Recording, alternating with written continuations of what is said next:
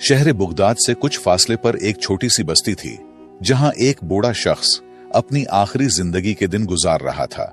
वो एक खामोश और आजिज लेकिन दाना इंसान था। उसके 5 बेटे थे। इनमें सबसे बड़ा यूसुफ था, जो एक जमींदार था। यूसुफ पूरे दिन खेतों में मेहनत करता था, जमीन को सेंचता और फसलों की देखभाल करता था। लेकिन वालिद की खिदमत करते हुए कभी कभार वो उकता जाता और दिल ही दिल में सोचता कि ये जिम्मेदारी कब खत्म होगी। शाम को यूसुफ तकाहारा खेतों से लौटता तो उसका बूढ़ा बाप हकीम खामोशी से बेटे की तकन को महसूस करता था। हकीम के दिल में बेटे के लिए बेपनाह मोहब्बत थी, लेकिन वो कुछ कहे बगैर फकत अपनी नजरें झुका लेता। कुछ अरसा बाद हकीम अपने बेटे यूसुफ के रवैये में तब्दीली महसूस करने लगा। वो जानता था कि यूसुफ अपनी तकन और जिम्मेदारियों के बोझ तले दब चुका है, और शायद उसे ये महसूस होने लगा कि बूढ़ा बाप अब उसके लिए एक बोझ बन गया है। यूसुफ का रूठा रवैया उसके वालिद को परेशान करने लगा। वो अपनी जिंदगी के आखिरी अय्याम सुकून से गुजारना चाहता था, लेकिन यूसुफ की बेरुखी ने उसे गमगीन कर दिया। कुछ अरसा बाद हकीम ने यूसुफ को करीब बुलाया और कहा, बेटा, मुझे मालूम है कि तुम पर बोझ बढ़ गया है। फिक्र न करो, मैं ज्यादा दिन तुम्हारे साथ नहीं रहूंगा। 2-3 दिन बाद मैं दूसरे बेटे के पास चला जाऊंगा। तुम अपने काम और जिंदगी पर ध्यान दो, मेरे लिए परेशान ना होना। यूसुफ ये सुनकर कुछ देर खामोश रहा। दिल में निदामत की हल्की सी लहर उठी, मगर उसके लबों पर कोई सख्त या रोकने वाले अल्फाज न आए। कुछ दिन गुजारने के बाद बूढ़ा हकीम यूसुफ के घर से निकलकर दूसरे बेटे फारूक के पास चला गया, जो एक कामयाब ताजिर था और माल व दौलत की कमी न थी। बूढ़ा बाप फारूक के घर रहने लगा, लेकिन फारूक का रवैया भी काबिल अफसोस था।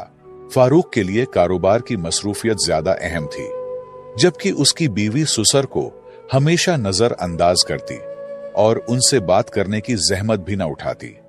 हकीम दिन भर खामोशी से एक कोने में बैठा रहता, दिल में अपने बेटों की बदलती हुई मोहब्बत का गम लिए, मगर अपनी तकलीफ को कभी जुबान पर न लाता।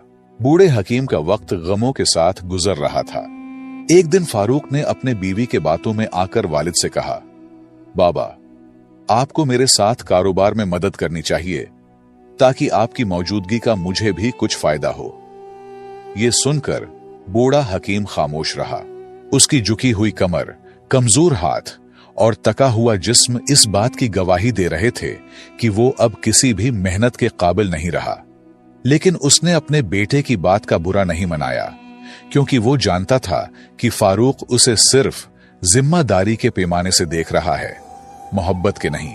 सारी रात बूढ़े बाप की कांसी और दर्द भरी फरियाद से तंग होकर फारूक की बीवी ने कहा, ये बूढ़ा इंसान हमें मजीद परेशान कर रहा है। इनके और भी बच्चे तो है, वहां जाकर भी तो जिंदगी गुजार सकता है। फारूक भी एक कम ज़र्फ आदमी था। उसने अपने बूढ़े बाप से कहा, बाबा, अगर आप तंग हो तो कोई बात नहीं, चाहे तो दूसरे बेटे के पास चले जाएं, वहां आप सुकून से रहेंगे। आपके इलाज के लिए मैं पैसे भी दे दूंगा, फिक्र न करें। इन अल्फाज ने हकीम की इज्जत नफ्स पर एक और जख्म लगाया। फारूक ने मोहब्बत और तवज्जो की बजाय सिर्फ एक माकूल हल की बात की, जैसे बूढ़े वालिद की मौजूदगी का कोई एहसास न था, सिर्फ एक जिम्मेदारी का बोझ था जिसे उठाना पड़ा। बूढ़ा हकीम फारूक के हाथ से निकलकर तीसरे बेटे उस्मान के पास चला गया। उस्मान एक मेहनती किसान था और अपनी जमीनों पर काम करता था। उसने अपने वालिद का एहतराम किया, लेकिन उसके पास भी ज्यादा वक्त नहीं था। वो दिन भर खेतों में मसरूफ रहता और शाम को घर आकर बीवी बच्चों के साथ वक्त गुजारता। बूढ़े वालिद की बीमारी और दिल की गहरी उदासी पर उसका ध्यान कभी नहीं गया। उस्मान जब सुबह काम पर जाता तो उसकी बीवी हमेशा अपने बच्चों को सुसर के पास बिठाकर उनसे खेलने को कहती। बूढ़ा हकीम, जो बीमारियों और कमजोरी से कांप रहा था, ये मंजर देखकर दिल में शदीद गम का शिकार हो जाता। उस्मान के घर में वालिद की हालत मजीद खराब होती गई और आखिरकार वो वहां से भी चला गया। इस बार उसने चौथे बेटे अहमद के यहां जाने का फैसला किया। अहमद, जो कि एक धोखाबाज और लालची इंसान था, अपने वालिद को इस्तकबाल करने के लिए बहुत खुश था। अहमद की खुशी महज लालच के बायस थी, न कि अपने वालिद से मोहब्बत के। अहमद ने अपने वालिद को इज्जत दी और कहा, बाबा, आपको यहां रहने में कोई तकलीफ नहीं होगी। वक्त के साथ साथ अहमद को पता चला कि बूढ़े बाप के पास कोई माल दौलत नहीं है, तो उन्होंने भी बाप को नजरअंदाज करना शुरू कर दिया। अहमद की बीवी ने अपने ससुर को एक बोझ समझकर उसकी कोई खिदमत नहीं की, बल्कि उल्टा तकलीफ दी। वो हमेशा शिकायत करती रहती और बूढ़े को अपने कामों में रुकावट समझती। लेकिन बीवी की क्या कसूर, जबकि अपने बेटे रूठ चुके थे। अहमद भी अपने कारोबारी उमूर में इतना मग्न हो गया था कि उसने अपने वालिद की हालत पर कोई ध्यान नहीं दिया। इस दौरान बूढ़े की सेहत और जिस्मानी हालत तेजी से बिगड़ने लगी। आखिरकार एक दिन अहमद ने भी जवाब दे दिया और कहा, बाबा, तुम यहां नहीं रह सकते। मेरे पास इतना वक्त नहीं है कि तुम्हें हर वक्त देखूं। तुम्हें कहीं और जाना होगा। इसके बेदर्द अल्फाज पर बूढ़े हकीम ने दिल बर्दाश्ता होकर आखिरी बेटे अब्दुल्ला के यहां जाने का फैसला किया। अब्दुल्ला हकीम का सबसे छोटा और कम उम्र बेटा था, जो एक गरीब और मेहनती शख्स था। दिहाड़ी लगाकर जो पैसे कमाता, इन पैसों से वो अपने बाप के लिए दवाइयां खरीदता और अपने घर का खर्च चलाने की कोशिश करता। उसकी बीवी भी काफी ईमानदार थी, अपने ससुर का दिल से ख्याल रखती थी। वो उनकी बीमारी और बुढ़ापे को समझती थी और हमेशा माँ बाप की तरह उनकी खिदमत में लगी रहती थी। बूढ़े हकीम ने जब अब्दुल्ला और उसकी बीवी की मोहब्बत और एहतराम देखा तो दिल ही दिल में खुश हुआ और बहुत दुआएं देने लगा। वक्त गुजरता गया और हकीम अपने छोटे बेटे के घर में खुशी खुशी जिंदगी गुजारने लगा। उसकी जिंदगी में सुकून और मोहब्बत वापस आई और वो इस बात पर शुक्रगुजार था कि आखिरकार उसे वो इज्जत मिला जिसका वो हमेशा से हकदार था। बिलाखिर हकीम की जिंदगी के आखिरी अय्याम शुरू हो गए और वो शदीद बीमार पड़ गया। अब्दुल्ला अपने बाप की हालत देखकर बेहद गमगीन होता और अक्सर रो पड़ता, क्योंकि वो अपने वालिद को एक बोझ नहीं बल्कि हकीकी मानों में बाप के रुतबे से देखता था। उसके दिल में वालिद की इज्जत और मोहब्बत का समंदर था और वो हर मुमकिन कोशिश करता कि अपने वालिद की खिदमत में कोई कमी न रह जाए। अब्दुल्ला के आंसू और उसकी फिक्र वालिद की जिंदगी के उन आखिरी दिनों में उसके लिए एक तसल्ली और सुकून का बायस बने।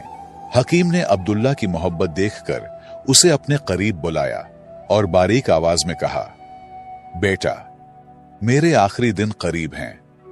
मेरी सांसें अब गिनती की रह गई हैं, लेकिन अल्लाह तुम्हें हमेशा खुश और आबाद रखे, जिस तरह तुमने मेरी खिदमत की और मेरा दिल जीता।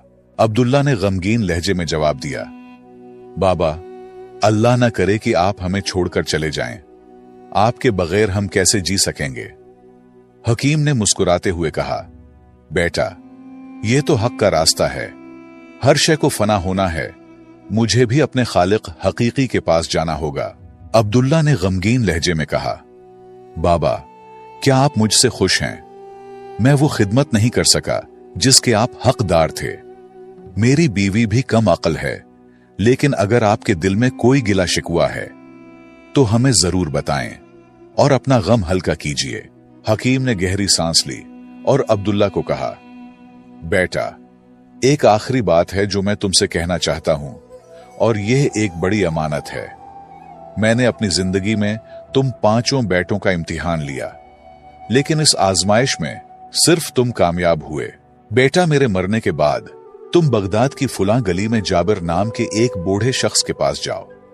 उसे मेरा नाम लेकर कहना कि हकीम वफात पा चुका है और वो अमानत जो मैंने उसके पास रखी थी वो तुम्हें दे दे।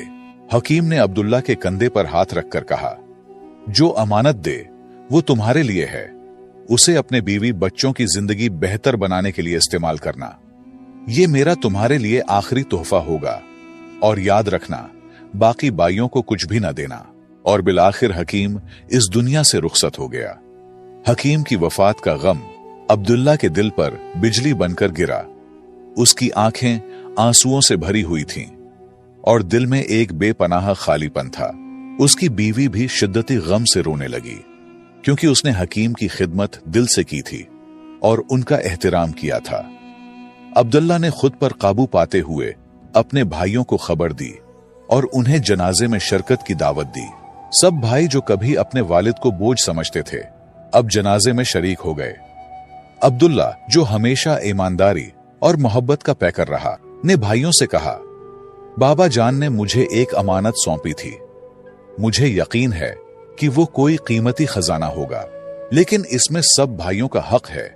हालांकि बाबा ने उसे सिर्फ मेरे लिए वसीयत की थी। भाई, जो दिल में कहीं ना कहीं लालच रखते थे, फौरन बोले, अब्दुल्ला जाओ और अमानत ले आओ, फिर उसे हम पांचों भाइयों में तकसीम कर देना ताकि सबको बराबर हिस्सा मिले।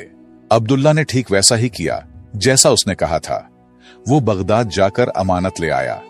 जब उसने संदूक खोला तो वो हैरत में पड़ गया। संदूक में बगदाद के मशहूर बाजार के कई कीमती दुकानों के कागजात, जवाहरात जो उसकी मां के थे, और बहुत सी अशरफियां मौजूद थीं। अब्दुल्ला ने अपनी दियानतदारी का सबूत देते हुए सब भाइयों को उनका हक दिया और खुद अपने हिस्से पर किनायत की। जिंदगी एक बार फिर बाप के साये के बगैर चलने लगी, लेकिन वक्त ने जल्द ही अपनी हकीकत दिखा दी।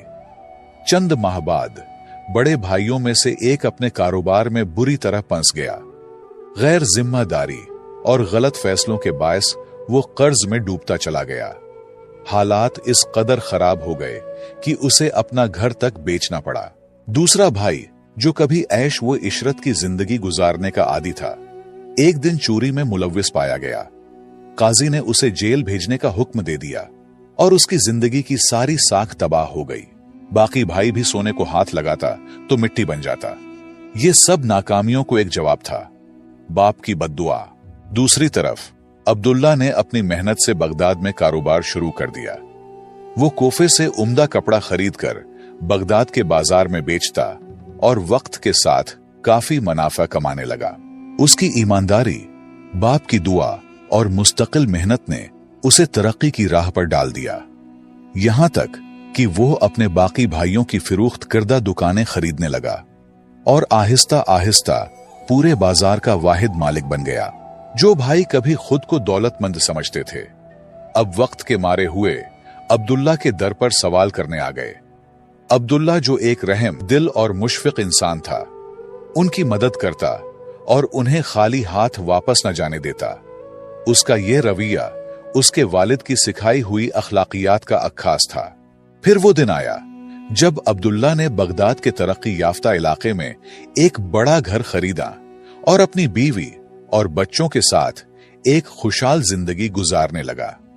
वो जिंदगी के उस मोड़ पर भी अपने वालिद की दुआओं और तालीमात को नहीं भूला। एक दिन वो अपने वालिद की कब्र पर फातिहा पढ़ने गया।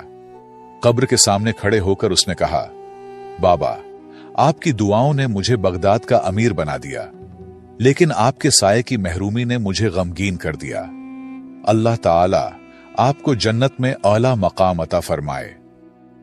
मुअज़्ज़ज़ दोस्तों, इस कहानी से हमें 3 कीमती असबाक मिलते हैं।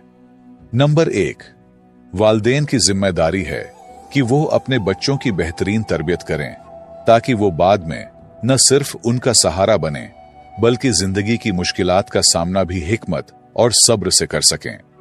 नंबर 2, एक बेटे के तौर पर वालिदैन को कभी बोझ न समझे, क्योंकि वक्त का पहिया घूमता है और कल आप खुद इसी मकाम पर हो सकते हैं जहां वालिदैन आपसे मोहब्बत और तवज्जो की उम्मीद करते थे। नंबर 3, वालिदैन के साथ मोहब्बत, इज्जत और अच्छा रवैया इख्तियार करना न सिर्फ आपके मुस्तकबिल को रोशन करता है बल्कि आखिरत में भी बेशुमार इनामात का बायस बनता है। वालिद चाहे जैसे भी हो, उनकी खिदमत बेटे का फर्ज है, क्योंकि उनकी दुआएं ही आपकी जिंदगी का सबसे बड़ा सरमाया है। मुझे उम्मीद है आपने इस कहानी से बहुत कुछ सीखा होगा। अगर आपको यह सबक आमूज कहानी पसंद आई हो और आपको मजीद पुरानी और नसीहत आमेज कहानियां सुनना पसंद है तो हमारे वीडियो को लाइक करें और अपने दोस्तों के साथ जरूर शेयर करें। इस वाकये के बारे में अपनी कीमती राय कमेंट्स में जरूर लिखें। आपकी राय हमारे लिए बहुत अहम है।